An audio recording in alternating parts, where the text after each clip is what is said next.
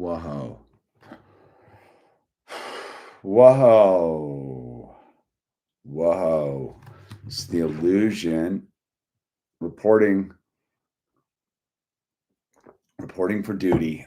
What's going on, Dan Z? It's Sober Wednesday, yo. It's Sober Wednesday here on Spaceship Earth. Yeah. Reporting. We made it again, dude. We made it to another Wednesday, which is bonus. And I'm pretty fired up about that. We are grateful to have made it to another Wednesday and sober too, aren't we? And yeah, dude, so God, grant me the serenity to accept the things I cannot change, the courage to change the things I can, and the wisdom to know the difference. Oh, Al's drums. Al actually broke his wrong podcast, but yes, Al broke his bass drum head today doing a performance. Anyway, so it's Sober Wednesday, the hour dedicated or the time dedicated till 7:30 Pacific Standard Time to those who suffer so that they can know that there's a solution. There is a solution to whatever ails you. And thank you, 83 triple stroke. There is a solution, dude. And that solution is ultimately spiritual, but you got to clear out all the stuff in the way to get to the spiritual solution. So yeah, we're here. I guess I should do a reading because I just got done. I was out fixing the fence lines for the so the goats don't escape. Did a bunch of work out on the fence today. It all went pretty smooth. My hands all cut up from the barbed wire, even though I had gloves, dude. Joe Downey. Lately, I've been coping. Dude, I've been super stressed lately. I've been coping with mushrooms and beer and craving cigarettes, which I don't even smoke. The anxiety won't go away. I might have to take up marathon running. Maybe you should just stop taking mushrooms and drinking beer, dude. It sounds stressful, man. That's a lot of like hectic energy. No wonder you want to smoke, man.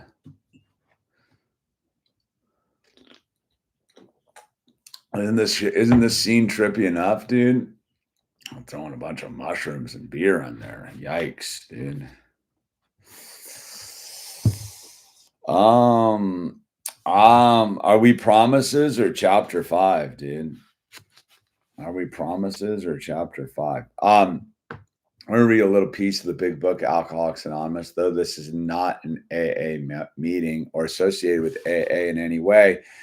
We do a little reading because these words that are written down do have a lot of useful information about the journey we're on. And I don't know if I'm feeling promises or chapter 5, how it works.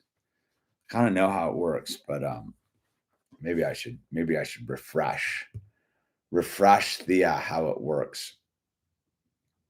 Here we go, dude. I'm gonna pull in, dude.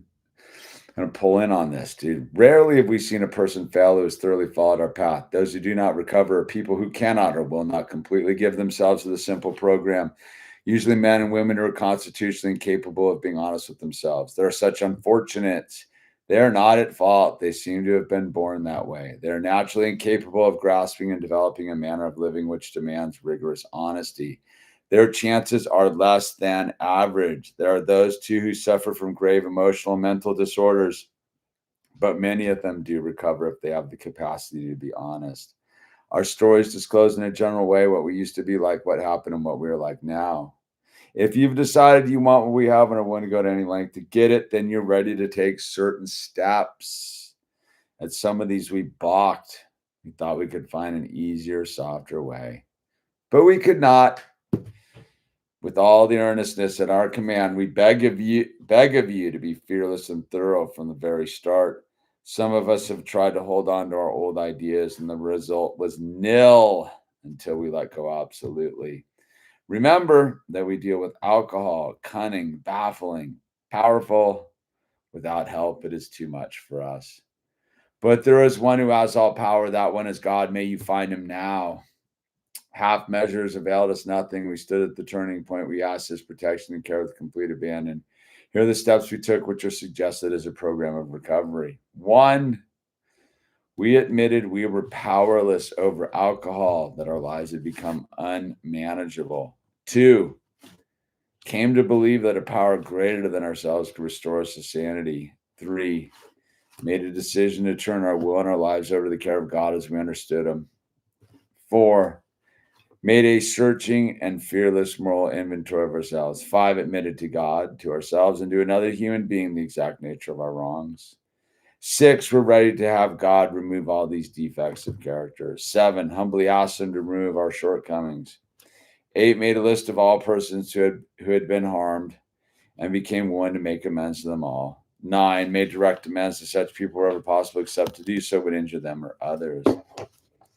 10, continued to take personal inventory when we were wrong, promptly admitted it. 11, sought through prayer and meditation to improve our conscious contact with God as we understood him, praying only for the knowledge of his will for us and the power to carry that out. 12, having had a spiritual awakening as a result of these steps, we tried to carry this message to the alcoholics and practice these principles in all of our affairs. Many of us exclaimed, "What in order?" I cannot go through with it. Do not be discouraged. No one among us has been able to maintain anything like a perfect adherence to these principles. We are not saints. The point is that we're willing to grow along spiritual lines. Principles we have set down are guides of progress. We claim spiritual progress rather than spiritual perfection. Our description of the alcoholic, the chapter of the agnostic, and our personal adventures before and after make clear 3 pertinent ideas. A, that we were alcoholic and could not manage our own lives. B, that probably no human power could have relieved our alcoholism. And C, that God could and would if he were sought. I felt like that took like 1,000 years to read, dude. That was like a slow one, dude. Yeah. You know, yeah. Reality is trippy enough. It's gotten pretty crazy the last 10 years or so. I think sobriety is going to be necessary to deal with the next decade of craziness. I don't know, man. I think I don't know. I think you just got to deal with this day of craziness, man. That will make sure the next decade isn't crazy. Like that's sort of the concept, is to deal with the crazy today. And by dealing with the crazy today, the tomorrow probably is not going to be that crazy, dude. Thank you, Jeremy. Very polite. Another Wednesday sober. Alex Miller. Hello. When good dogs do bad things. Farther from the booze, closer to the truth. That's it. You know, it's like I said, I've been doing a lot of thinking, man, in a good way about what this is, dude. What exactly this is. Sober. Like I understand it on a base level of a chemical interaction with my body. Like I understand the chemical interaction with my body and the mind altering nature of that. Right? And then I understand the spiritual component. That actually is the easiest part to understand, is the spiritual component, ironically. And the mental obsession, I understand that pretty well too. Like in the three things you need to kind of like hone in to do your sobriety on a long-term scale, I kind of understand all through that. But I think in this modern time there's sort of a new thing you have to address. This is where I I think this is where a lot of the modern interface is having a little bit of trouble. Like, what is sobriety, dude? Like, what exactly is it? Because as a person who's like I may not need to smoke weed, but I'm still a stoner, dude. I'm still a warrior of the consciousness, dude, an astronaut of the consciousness. I'm still a like renegade and a lunatic and all that stuff. Yeah, I don't need to like go out and do a bunch of like actions like that. Like I don't need to go get stoned to be stoned, right? I don't need to like that's what I mean. I don't need to do the like physical stuff anymore. Because I like once you understand that your biochemistry, once you understand that like your spacesuit is dictated by your mental and spiritual reality, dude, it really does like shift the thing. And so what I've been thinking about a lot is on this fourth level of like sobriety is the general electromagnetic frequency that we have to inhabit as spiritual beings occupying this physical form, right? And I mean, this is all like scientific reality, man, that this is all just a temporary state of flux, dude. That all the molecules are moving and we're just hanging on to this in this now moment in a solid state, but none of it's solid. It's solid like jello, right? And when I think about it, I do wonder like what the struggle is, and I think that there's like a sub frequency that is being broadcast into the electromagnetic spectrum that is for all lack of ways to describe it, like hammered, like wasted, like drunk, pickled, stoned, tripping, dude. Like it's like I think that we in this modern time of human existence are truly being bombarded with a wasted frequency. I've been doing a lot of like looking into the tensor coils and the whole thing and understanding that the various lengths of wire determine different frequencies and all that kind of stuff. And when you really get down into these like frequencies and your body participating in these frequencies, right? That there we're not and count anticipating enough of what is going on that is affecting us. And I was talking with someone today and we had an interesting conversation and we were talking about what like being bipedal creatures. Like so like as as the spacesuits we inhabit, which are called human forms, we are bipedal by nature, right? And so the body, which holds the mind and the heart and the psyche and all of this stuff, is designed to walk, right? It's designed to walk large distances, big distances. And when the body doesn't walk, I don't think it understands the nutrition.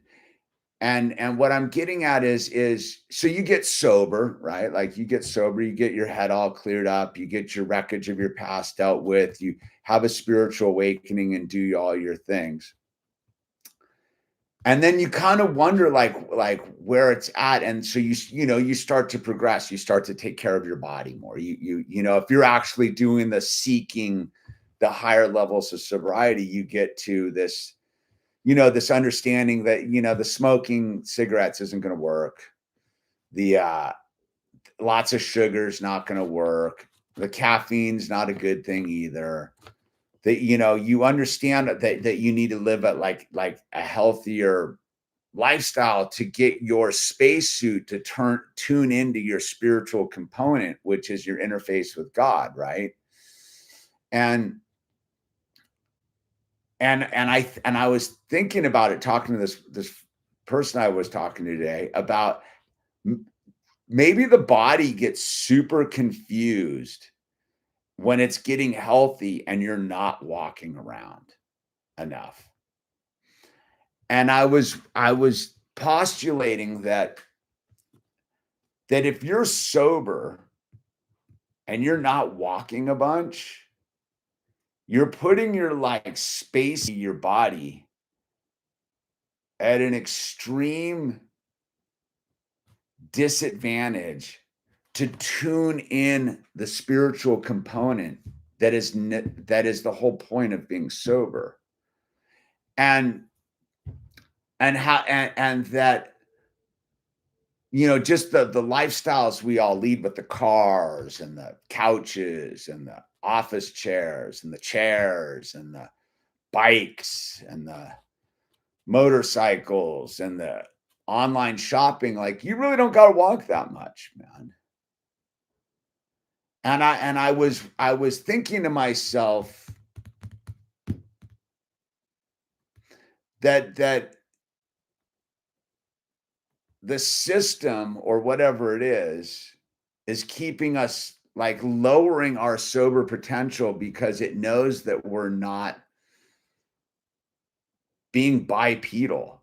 This is me being a tripper, dude, about what I'm getting at. Cause listen, I advocate for sobriety because this society's madness. I don't know how anybody's dealing with this loaded. I can't even imagine. This whole thing's so crazy, dude. I can't. I can't. I couldn't really deal with it loaded 15 years ago, dude. And I'm stone cold sober and it's a shit show. I'm like, whoa, bro, this is crazy, dude.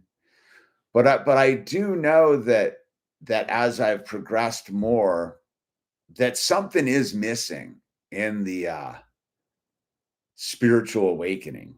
Having had a spiritual awakening, a result of these steps, we practice these principles in all of our affairs and carry the message to another alcoholic, whatever it is. And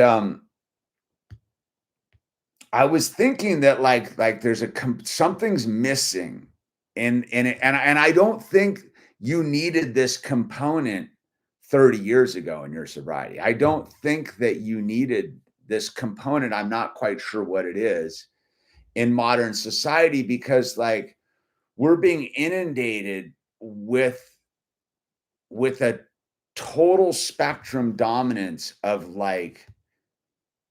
hammered stuff put forth by wasted people.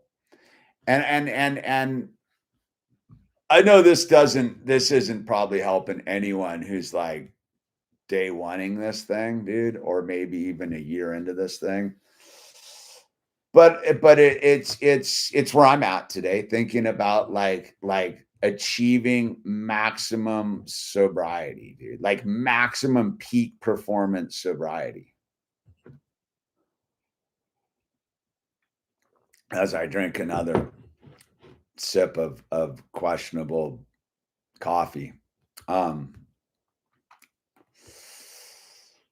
Because I can maintain a certain status quo on it, and then it's I'm not a status quo sober kind of guy, dude. I'm after something deeper, and I wonder what gets in the way of that deeper. Because I do see it in that weird thing of if your body is out of sorts, I think it does affect your mental and spiritual situation, dude.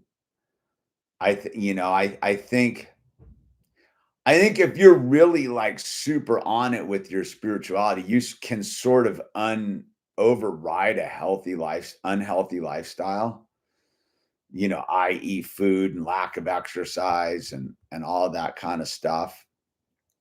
But I think it's an extra burden to do that. And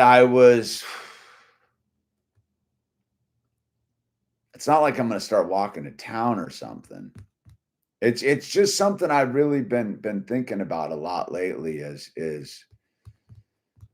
the unmanageability. Like when we talk about the unmanageability in step one, like how deep does that unmanageability go? And I think we've addressed the unmanageability in 1930s sense. I was thinking about like when the big book, the AA big book was written and all that stuff. It comes out of the 30s. It's had some revisions and that kind of stuff, but you didn't have full spectrum dominance going on back then, dude. You had a relatively clean food supply. You had a relatively clean electromagnetic envelope, if you will. Like wasn't really any TVs in the 30s. Radio was out there, but you didn't have like the cell phones and all this stuff. You didn't have big pharma's intervention, right? Like you didn't have all this like saturation. And where did most of the stuff come from is from demented people I would argue aren't sober, dude. I live in a world where I can look at the works put forth by a lot of stuff and be like, that isn't sober, dude. Like that's not a sober town. Like when you go and see people laying in the street in the throes of drug addiction and mental health, that's not sober. That's not a sober community taking care of its broken people and fixing them. So, you have this. I don't really know what I'm getting into. I'm just getting into it. I think in this, like when we talk, all right, like when we talk about sobriety, right? When we talk about it's a mental obsession, it's a physical allergy, and it's a spiritual malady. But I also and I don't know what to call for is like a societal deprivation or a electromagnetic saturation. There's like a fourth thing in this modern world, dude, and I've really been working on it a lot. And the reason I'm bringing it up is you have to be so strong in these three things to put up with this deal. And I wonder why people like even though they do the steps and they do all the work, like why do they crumble, dude? And it's because I think we're missing a modern component to sobriety. And people get out there into this thing and they start to be like, why is it not working? And they're sitting there and they're like, I'm not going to let outside issues affect me and namaste, and they're meditating and they're doing this and they're like banging their head against the wall.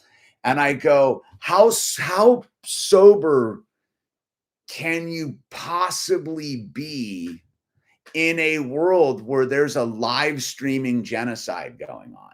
I know this is like over there, but I mean this like as a sober dude, like how sober is it to be in a society where you're like passive about a live streaming genocide or a slow streaming genocide with these people laying on the street like and the whole thing. You get what I'm saying? Like how sober is that to sit and just be like, oh, I'm just gonna keep on driving, dude. Just another day in America, dude. I just passed 50 people just sitting in their own filth on the side of the road. I know this is sort of like touching on my other streams, but what I'm trying to say is I don't know, like I know that affects my like mental space and my spiritual space. Does it really have anything to do with my physical addiction to alcohol? Like like all the what I guess what I'm saying is my physical allergy to alcohol is pretty good. The obsession's been removed. I don't really trip on it, dude. I'm solid like with that. Where my mental and spiritual component comes into play is mentally I sit there and I go, what is that? Like, what is that? And why is that? And I ask myself as a sober guy, I go, being passive about it doesn't help me feel sober. I don't I've been kind of tripping out on this like the last little ways is yes, working with others and doing all that stuff. Yeah, that totally is the baseline. Like for me, it's the baseline. The baseline is to work with others. Like that's not a big stretch. Like, yeah, you take the phone call, you go do with the work, you be of service, dude, the whole thing. What I'm talking about is the saturation of it all. And you're driving through it and you're like, there was one who has all power. That one is God, may you find him now. Yeah, that's like true. But then you look at the thing and you're like, how is this going on, dude? Why are there there's no matter what, if I got to go to the supermarket, right? I have to deal with like spun out, mentally deranged drug addicts. I think that's everyone's common experience now is go anywhere near a supermarket and there's spun out, mentally deranged drug addicts pushing shopping carts and like laying in front of the supermarket. And you're like, dude, like this is kind of hectic, man. Or standing there with their signs and you're like, yeah, and it's not like you can go really be of service to any of these people. Like they're like shop, like if you truly understand what methamphetamines does to a human mind, like it's a big stretch to bring them back, dude. They can be brought back. Like God works all sorts of miracles, dude. But I do think and wonder at this stage of the game if there's not something that we're not addressing as a sober thing. And so when you bring in someone new into sobriety, they're sitting there and they're newly sober and they're like, why am I banging my head against the wall?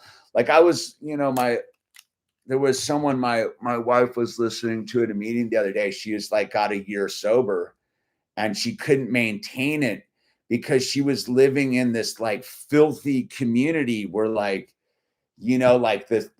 like this part of town where like, there's trash everywhere and dog shit and madness and chaos. And she's living in squalor, even though she's trying to get sober.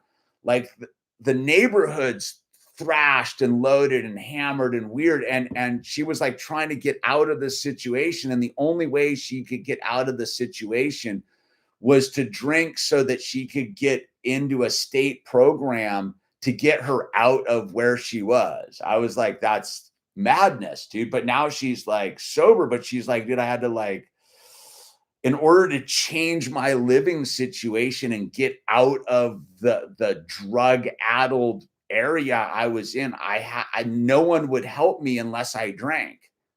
Like the system would only respond if she drank. And she's got mental health issues. Like she's like someone that like even sober, she's like fucking struggles, man. And I was thinking about that and I was like, how hard must it be to be like a newly sober person? Like, look, like at 15 years sobriety, like I ain't tripping anymore. Like 15 years ago, getting sober was like a different experience, dude. Now I imagine getting sober is like a little bit like even a little bit harder because like it's not like you can just like walk into like when I was getting sober, just walking in the supermarket. It's like no big deal, dude. Nowadays you got to run the gauntlet, dude, through the zombies and the weirdos and the freaks and you're sitting there and you're like trying to maintain, but there's this cloud of just in your face visceral broken drug addiction flashing at you, and I cautiously am wondering if we're not helping people address maneuvering through sobriety as newly sober people, like if they aren't just going to like break and be like, oh my god, like this is too much, dude, this is too gnarly, dude, for me. I'm getting sober, but in order to like maintain my sober, I have to go through this like hyper amped up like drug addiction all around me. It's not like you can't go anywhere in America. Like I don't know anywhere anymore where where it's like, oh dude, there's not some like spun out people laying in the streets. And I go, what does that do to a newly sober mind? Like I said, I'm thinking about this as a dude who's coming up on almost 16 years of sobriety. Like I don't, and I'm pretty cold-hearted about a certain level of it. You know what I mean? I'm sort of like, yeah, whatever, dude. Like I said, I have a Hiroshima, Nagasaki may not have a bunch of like power, but Hiroshima, Nagasaki don't give a fuck about any of this shit, dude. You know what I'm saying, man? You know, one of my character defects is I truly like whatever, dude. Like as much as I will be of service, like I literally can step over the people and just be like, yeah, okay, dude. Like if you want my help, you got to ask for it, man. Like I was at the other day, dude, there was like I was at the skate park. It's like 11 o'clock in the morning. I'm at the skate park. There's a dude laying with a skateboard, like laying next to a tree next to the skate park, like obviously spun out drug addict dude. And I started skating, and I'm like, this dude's gonna be bombed. I was like, because it was just me and Owl, and I'm like, if I start skating and we start skating awake, what's gonna happen when this dude gets woken up, dude? And fortunately, he just kind of moved on. But then I was like, well, what if we wake this dude up and he asks for help? And I was like, oh, I'll help this dude. Like that's what I mean. Like, don't think what I'm saying is like I wouldn't help any if I'm stepping over the dude and the dude's like, hey man, will you help me get sober? Of course I would, dude. Like, that's not what I'm talking about. It's what I'm talking about is it was 11 o'clock in the afternoon. I went to the skate park and there's a obviously a drugged out homeless person laying there, and they just happen to have it like sleeping at this under a tree like 5 feet from the skate park that me and my like 10-year-old kid got to step over basically to get to it. And like, whatever, dude. Like, and I remember my son being like, is this, I go, dude, it's fine. I don't worry about it, man. Like, I got it. Dude. But I was like, yeah, this dude's like, you never know anymore, dude. It's not like it was, dude. And that's what I'm trying to say is there seems to be an extra component going on maintaining your sobriety anymore. And yes, if you have the strength of there is one who has all power, that one is God, may you find me out. If you have the strength of it all, you can maneuver through this all pretty nonchalantly. But if I was a year sober, I don't know if I could, it would just be like a lot, like dude, like what's going on, like whoa, like, and it might help me. I don't know. Like, I don't know, man. I don't know. Maybe it keeps people like, oh, but there for the grace of God go I. But there for the grace of God go I. And I go, you know, we practice principles of all of our fair, and having had a spiritual awakening as a result of these steps, we try to help. And I go, are those alcoholics though? Are those actually drug addicts, or are they broken vessels, from like the world of the devil, dude, whatever you want to call it? Like, are they actually like, what are they? Are they demons? Are they, I don't know, man. Like, so I trip on this thing, man, like maneuvering it as a fully functioning sober dude, and it affects my sobriety, not in a, I'm going to get loaded kind of way, but in another, like overwhelming the frequency kind of way. That's what I'm getting at is my spiritual frequency is overloaded with this societal hammeredness where I go, and you throw in the food and the the screens and the television, the broadcasting of a genocide and all this stuff. And you're like, yeah, man, are we actually missing a component to help someone who's getting sober right now? And I think it needs to be addressed. I mean, like on the base level, you just go do the work, get sober, and you're on it. But I think maintaining long-term sobriety in 2025 is a thing. It's like the person said it was the thing. It's like maybe I should get sober now so it's not so crazy in 10 years, dude. I would argue it's batshit crazy right now, and the only hope of dealing with the madness in 10 years is to get sober now, dude. Because it ain't going to get any mellower, dude. You know, maybe, I don't know, maybe there's going to be a giant wood chipper parade and it's all going to get super mellow. I don't know. This is just kind of what I've been thinking a lot about lately, dude. I know it's a little bit like not the normal sober Wednesday, but I do New Jersey coast, psychological warfare is troubling in sobriety. Yeah. When I first got sober and drinking, thought would enter my mind and I would get angry. Now I laugh a little. There you go, dude. 4th level sobriety. Damn, I'm right on time. Yeah. I'm going to Colombia soon. And what I'm excited for most is the absolutely free from these horrible freak. Yeah, dude. See, okay. Pure joy exports. That's what I'm saying is this is like a real thing. Okay. So I'm not crazy, dude. Right. I can't walk enough, but I'm a weirdo. Yeah. People have demons. They have to medicate to forget. Yeah. Treadmill, or should I go out to the front door tomorrow morning? I've not been walking, but it's been on my heart. I think you just got to go walk, dude. I don't know if the treadmill, whatever you got to do. I like to walk. I like to go hiking, dude. The body seems to be important in a lot of religious traditions like Islam and Orthodoxy have fasting built into them. Yep. I'm dealing with a couple gorillas in my back from decades ago, but I'm doing it sober. Good for you, dude. Good for you. I feel like the struggle for me is surrender to the unknown. Yeah, well, that's the gift. That is the gift of sobriety, is the unknown, dude. That's the beauty of it all, dude. Like, it's truly a box of chocolate, dude.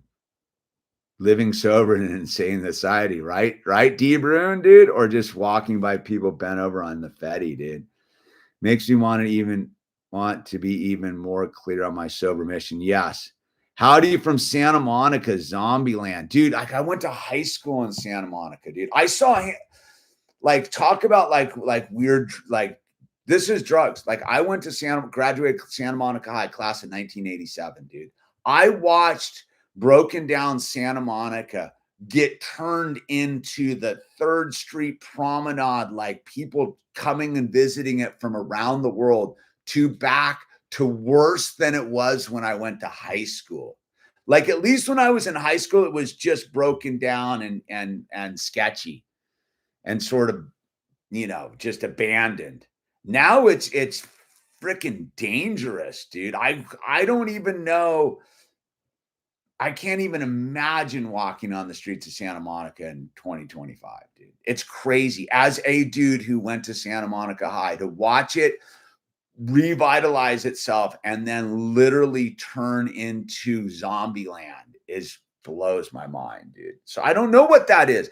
Like, I don't know. I don't understand that, because it has something to do with the drugs in our society and what's going on and the I don't know what's going on, dude. That's what I'm getting at, dude. Justin Stovall, be careful, dude. Life's full of surprise. Survival of the fittest in a genocidal society. That's right, dude. Very true. Like, subscribe, support. Thank you, Sean Bond. Jesus did so much casting out of demons. Yeah, like that's the thing is, but I don't know. Like those dudes were superheroes, man. See, that's the thing. Those people, like back when Jesus and his disciples were doing that, they were just crazy people. Maybe I don't know if like now it's like they're on these cocktails of like psychotropic drugs and other stuff, which like makes them like if they, remember when those people were like doing the bath salts and eating people in like Florida and stuff? Like I mean, it's just like a weird thing with those people of like, I guess they couldn't because it was Jesus and his disciples, but like, would they have tried to eat like that's what I mean. Would they have tried to eat the disciples? Like were the demons different back in like are do we have like super like do we have demons plus crazy drugs too? You know what I mean? I'm not like were the demons of the time off into like for the sober stream just ended about 5 seconds ago, but just for the epilogue here, were the demons of Jesus's time like sober versus the demons of modern time, which are all souped up on drugs and gnarly drugs, dude, that eliminate like, you know what I'm saying? That's wacky. That's almost a whole nother stream to like, dude, I don't even get into it, but that's crazy now that I think about it. Like back in Jesus's time, the demons were sober at least.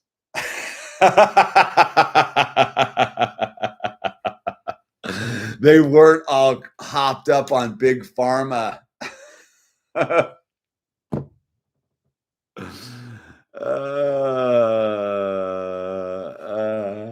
When did they build the prominent? I don't know, man. 90s, late 90s, dude. I don't know. Anyway, yeah, quick rise, quick fall. Anyway, I'm gonna sign off at 7:30, dude. Listen, 988. If you're feeling like self-deleting, dude. Yeah, right. Isn't that a trippy thought to think about? Like the difference of modern demons. Maybe that's the whole thing, like the book and the whole thing. It's a different subject for a different stream. Listen, man, no matter what's going on, dude, don't self-delete, dude. Make a phone call, get some help, talk to someone, do whatever you know, whatever it is, you can overcome it, dude. Don't make a temporary problem into a permanent solution. Stay with us, make it through tonight, make it to another day. It'll get better. It might not cure itself, but it's like, dude, listen, man, this life's precious. And that's why it's worthwhile getting sober. If you want to get sober, you can basically look up AA central office wherever you are, spaceship Earth, and you're probably going to get a meeting or a hotline number or a list of meetings and some directory numbers. Just pick up the phone, ask for help. There's going to be another like dude who's sitting there because they want to help, man. Like anyone who's answering the phone on that side of it, they're there for the real reason. Like I can assure you that. And they ain't there to judge you. They're there to help you, man. So asking for help is a beautiful thing, dude. And love you too, David. And with that said, I'm going to wrap it up. And God has blessed us, and use the name tags and ask for help, dude. It's super important to ask for help. With that, I'm going to conclude another. Oh, wait. God grant me the serenity to accept the things I cannot change, the courage to change the things I can, and the wisdom to know the difference. Amen. All right. God bless. Good night. See you next Wednesday, God willing.